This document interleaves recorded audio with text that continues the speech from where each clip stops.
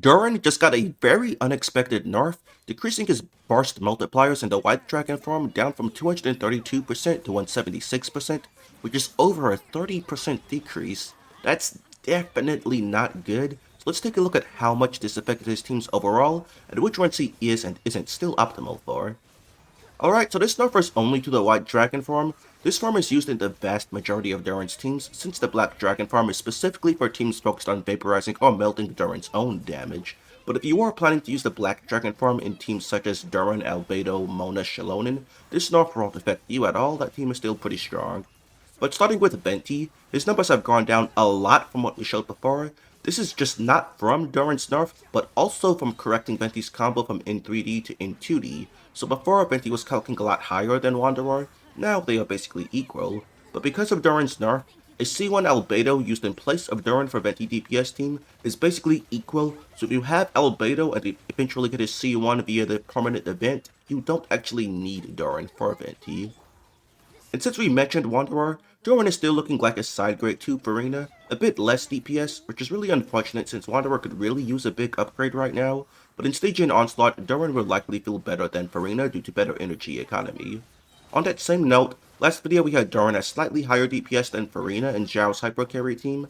Now it's basically the exact same, so it's still a side grade, but his Taser team with the Nefa and Yelan is a bit higher DPS than both. While we're on Anemo, let's also talk about Chaska. I played around with her team options some more since last video, actually found that Chaska, Durin, Eonsan, and Mona as an overvape team actually count slightly higher than Chaska's current best teams, even after the nerf, so that's pretty nice. This team doesn't take up contested supports like Mavrika or Bennett, just Eonsan. It is sustainless, but Chaska has excellent range and a lot of enemies can't reach her anyway with how high she flies, so this should be fine. And for Overload teams, Durin was looking to be an upgrade to most of these, so let's take a look at how it is now. Clarant is now calcs basically the same as Mavrika rather than higher, but at least you can say Clarant isn't being wheelchaired by Mavrika with this team. Varessa, it's now about 10k less DPS than Mavrika. Having an alternative to free Mavrika up for another team is still good, but Varessa could already use Zhongling or Bennett as an alternative anyway, so I don't think Durin is worth it for her anymore.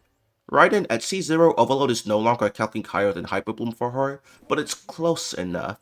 If you have Raiden C2 or higher, which most Raiden mains do have, then Overload Durin is going to be better since her constellations scale way better in Overload.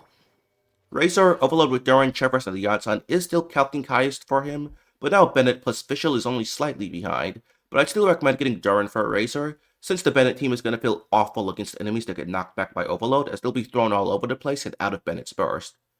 Kachink, this is still looking to be an upgrade of her current Lunar Charge team, but there's actually a new Lunar Charge team she should be able to do with Yahoda that looks stronger than Durin Overload, which we'll go over in more detail in Yahoda's own video soon enough.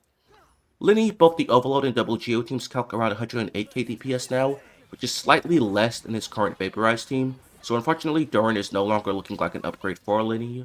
Klee, as mentioned in the other video, take all Klee calcs with a grain of salt until our combos are optimized in post-release, but with my current assumed combo, the teams calc before are still looking great, as I cannot imagine Durin not being best in slot with her. For the Geo DPS, Navia, Noel, and Ito, Durin now calcs between 1 to 3k DPS higher for all of them, so he is still best in slot, but it's such a small upgrade that he's not really moving the needle for them at all, and they could really use a needle mover.